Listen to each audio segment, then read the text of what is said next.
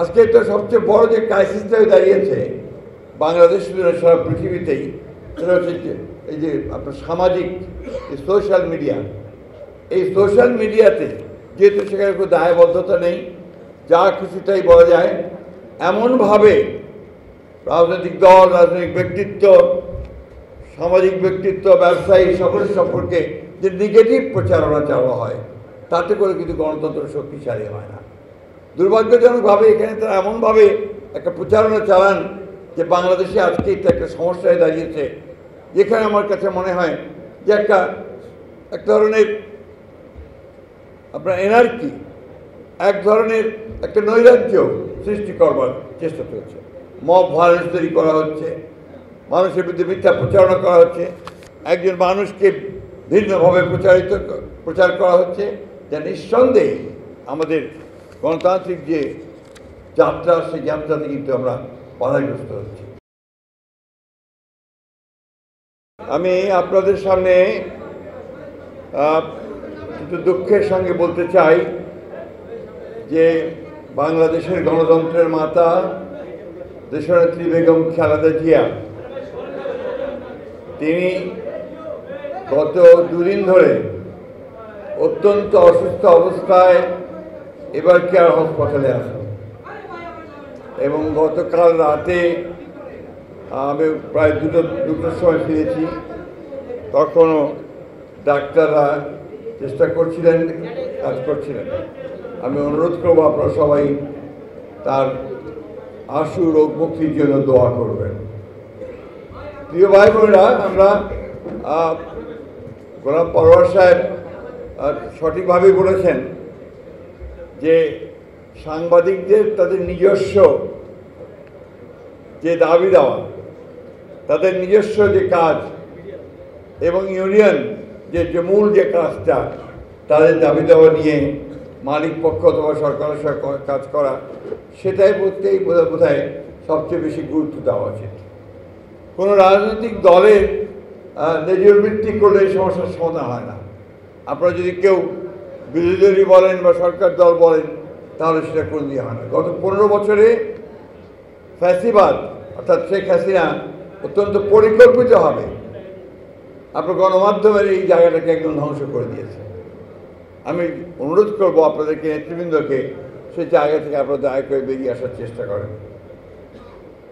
আমি অত্যন্ত কৃতজ্ঞতার সঙ্গে স্মরণ করতে চাই আজকে এখানে যারা নেতৃত্বে আছেন এবং বিএফইউ সব সময় আমরা কাঁধে কাঁধ মিলিয়ে ফ্যাসিবাদের বিরুদ্ধে লড়াই করেছি, আমি তাদের প্রতি আমাদের কৃতজ্ঞতাও জানাচ্ছি। প্রিয় বন্ধুগণ, আপনারা জানেন যে এমন একটা সময় এখন, যে সময়টার জন্য গোটা জাতি অপেক্ষা করে আছে যে আগামী ফেব্রুয়ারি মাসে একটি নির্বাচনের মধ্য দিয়ে একটা গণতান্ত্রিক ব্যবস্থায় আমরা ফিরে যেতে সক্ষম হব। আমরা সবাই এটা চাই।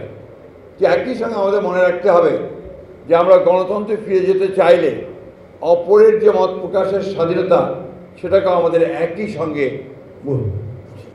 কারণ আমি কিছুক্ষণ আগে কথা বলছিলাম কবি আই শিকদারের সঙ্গে, ঐক্য তো থাকবেই, মূল জায়গায় ঐক্য থাকবে, কিন্তু ভিন্নতা তো থাকবে। এবং গণতন্ত্রের মূল কথা দিয়েছে ওই জায়গায় যে আমি আপনার সঙ্গে একমত হব না, কিন্তু আপনার মত প্রকাশের স্বাধীনতাকে আমি অবশ্যই সেটাকে রক্ষা করব।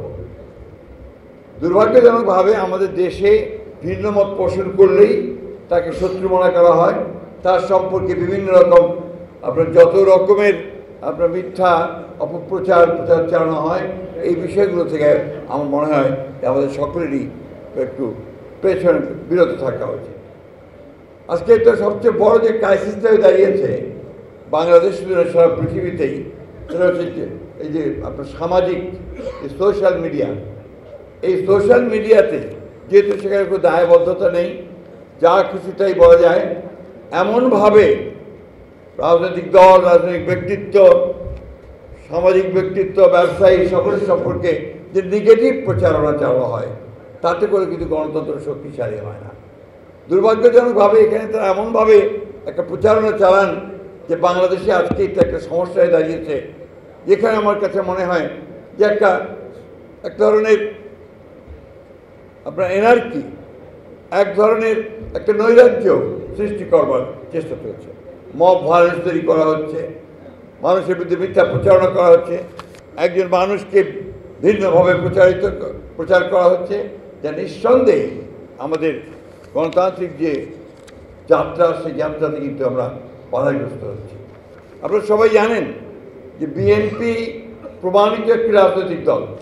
বিএনপি সেই রাজনৈতিক দল যে 1975 সালে যার প্রতিষ্ঠাতা শহীদ করেছেন জিয়াউর রহমান, তিনি একদিনের শাসন ব্যবস্থা থেকে বহুদলীয় শাসন ব্যবস্থা নিয়ে এসেছিলেন এবং বন্ধ করে দেওয়ার সমস্ত পত্রিকাগুলোকে খুলে দিয়েছিলেন, গণমাধ্যমের স্বাধীনতাকে নিশ্চিত করেছিলেন। ঠিক একইভাবে পরবর্তীকালে আমাদের নেত্রী দেশনেত্রী বেগম খালেদা জিয়া গণমাধ্যমের স্বাধীনতার জন্য যা কিছু করা দরকার তিনি চেষ্টা করেছেন। আমরা আমাদের 31 দফায় খুব পরিষ্কার করে বলেছি যে আমরা নিশ্চিত করব গণমাধ্যমের স্বাধীনতা, অর্থাৎ একেবারে পুরোপুরি ইন্ডিপেন্ডেন্ট যেটা থাকবে, স্বাধীন থাকবে, সে বিষয়টি আমরা নিশ্চিত করব। এ ব্যাপারে আমাদের কমিটমেন্ট পরীক্ষিত, নট দ্যাট যে আমরা শুধুমাত্র কথার কথা বলে আমরা এই কথাগুলো বলছি, এটা আমরা আমাদের পরীক্ষার মধ্যে নিয়েছি। এখানে এক ভাই বলেছেন চ্যানেল আইয়ের কথা। চ্যানেল আইকে আপনার বিএনপির সঙ্গে জড়াচ্ছেন কেন? দুঃখিত, চ্যানেল 1 তাকে তো জড়াচ্ছেন কেন? এটা একটা প্রাইভেট অর্গানাইজেশন, ব্যক্তি মালিকানাধীন একটি প্রতিষ্ঠান। প্রতিটি আপনার হাউসই কিন্তু ব্যক্তি মালিকানাধীন রয়েছে। এখানে কোনো রাজনৈতিক দলকে সম্পৃক্ত করাটা আমার মনে হয় সঠিক হবে না। আমরা এই জায়গাগুলো আপনাদের বিবেচনা করা দরকার। আর সবচেয়ে বড় জিনিস যেটা কি, আপনি যদি আপনার অধিকার প্রতিষ্ঠিত করতে চান চাকরির ক্ষেত্রে বা অন্যান্য ক্ষেত্রে, আপনার ইউনিয়নকে আরও শক্তিশালী হতে হবে, আপনাদেরকে শক্তি হয়ে দাঁড়াতে হবে। কোনো দলের লেজবৃত্তি না করে আপনাদেরকে দাঁড়াতে দাঁড়িয়ে দেখবেন যে আপনার অধিকারটাকে আপনি আদায় করতে পারবেন। অর্থাৎ সত্যিকার অর্থে ইউনিয়নের দায়িত্বটা আপনাকে দায়িত্বশীলতার সঙ্গে পালন করতে হবে। আমি এই বক্তব্য দীর্ঘ করব না, কারণ আমাদের একটু পরে, নামাজের পরেই আবার ম্যাডামের রোগ মুক্তির জন্য দোয়ার একটা অনুষ্ঠান আছে। আমি আশা করব যে আজকে এই সম্মেলনের মধ্যে দিয়ে বাংলাদেশের সাংবাদিক জগতে, এই সমাজে একটা নতুন একটা ধারণা সৃষ্টি হবে। সেই ধারণাটা হচ্ছে যে আমরা বাংলাদেশকে সত্যিকার অর্থেই একটা গণতান্ত্রিক রাষ্ট্রে পরিণত করব। আমরা বাংলাদেশকে সত্যিকার অর্থেই একটি শক্তিশালী, একটা অর্থনৈতিকভাবে সমৃদ্ধ, একই সঙ্গে পরমত সহিষ্ণু একটি রাষ্ট্র হিসেবে আমরা গড়ে তুলতে সক্ষম হব। এই কথা বলে আমরা আমাকে আমন্ত্রণ জানার জন্য সবাইকে ধন্যবাদ জানিয়ে আমি শেষ করছি। ধন্যবাদ। আসসালামু আলাইকুম।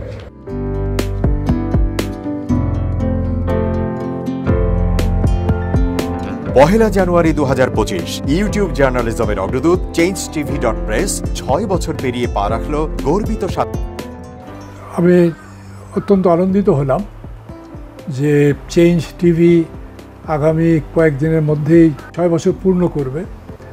হাঁটি হাঁটি পা পা করে চলা শুরু করে এখন সে বেশ দৌড়াদৌড়ি করছে বলা যেতে পারে। ও নামটাও অত্যন্ত বলবো যে সিগনিফিক্যান্ট, যে চেঞ্জ, এই গণঅভ্যুত্থান কিন্তু চেঞ্জ চেয়েছে। সেই হিসেবে তোমার টেলিভিশনের, তোমার এই চ্যানেলের নামের একটা যথেষ্ট মিল পাওয়া যায়।